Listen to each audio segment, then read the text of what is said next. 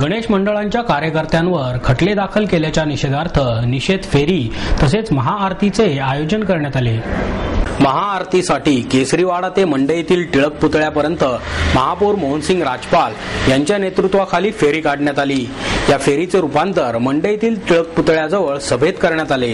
यावेळी अखिल मंडई मंडळाचे ज्येष्ठ कार्यकर्ते वसंतराव थोरात, मंडळाचे अध्यक्ष अण्णा थोरात, कसबा गणपती मंडळाचे अध्यक्ष श्रीकांत शेटे, श्रीमंत दगडूशेठ हलवाई गणपती मंदिर ट्रस्टचे अध्यक्ष अशोक गोडसे, केसरीवाडा गणपती मंडळाचे रोहित टिळक, गुरुजी तालीम मंडळाचे अध्यक्ष प्रवीणसिंह परदेशी, शिवसेनेच्या आमदार डॉक्टर नीलम गोरे, पुणे शहर काँग्रेसचे वरिष्ठ उपाध्यक्ष दीपक मानकर यावेळी उपस्थित होते।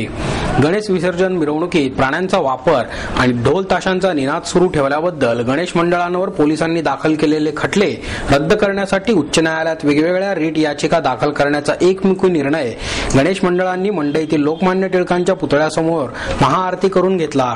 यावेळी बोलताना मानकर म्हणाले, पुणे पोलिसांच्या आडमुठ्या धोरणामुळे देवमस्तकी धरण्याची ही परवानगी घ्यावी लागते, ही दुर्दैवी बाब आहे।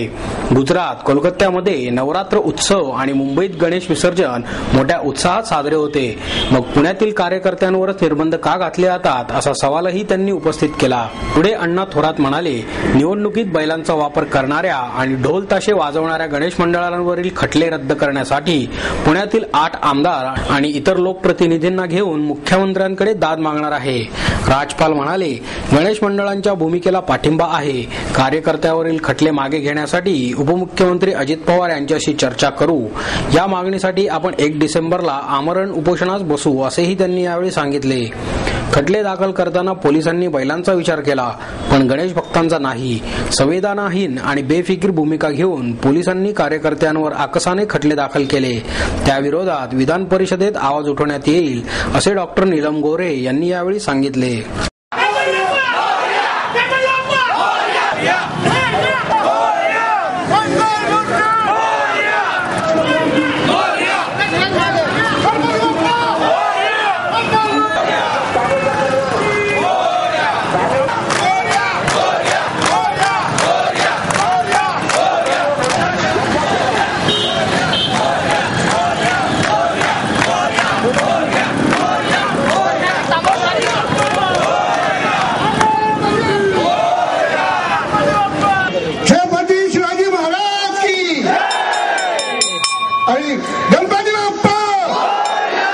मगाशी नीलमताईने उल्लेख केला की शिवरायांचा पुतळा जर आम्ही मिरवणुकीत आणला तर काहीतरी वेगळं घडण्याची शक्यता पोलीस वर्तवत असतात। शिवरायांनी आमच्याला विचार दिले, आम्हाला सैनिकी बाणा दिलाय, त्या शिवरायांच्या विचाराने आम्ही प्रेरित होऊन कुठल्याही नागरिकाला आम्ही घाबरणार नाही। हा देश रक्षणासाठी हा सह्याद्रीचा मावळा प्रत्येक वेळी देशाला प्राण अर्पण करायला तयार आहे। असं कुठल्याही पोलिसांनी भ्रम बाळगू नये की पुण्याचा तरुण हा काहीतरी वेडा वाकडा आहे। हा तरुण देशाच्या रक्षणासाठी सतत धावणार आहे। सह्याद्री नेहमी देशाच्या रक्षणासाठी धावून जातो, तशाच पद्धतीने शिवरायांचा हा मावळा प्रत्येक वेळी जाणार आहे। आपण त्याची काळजीच करू नये।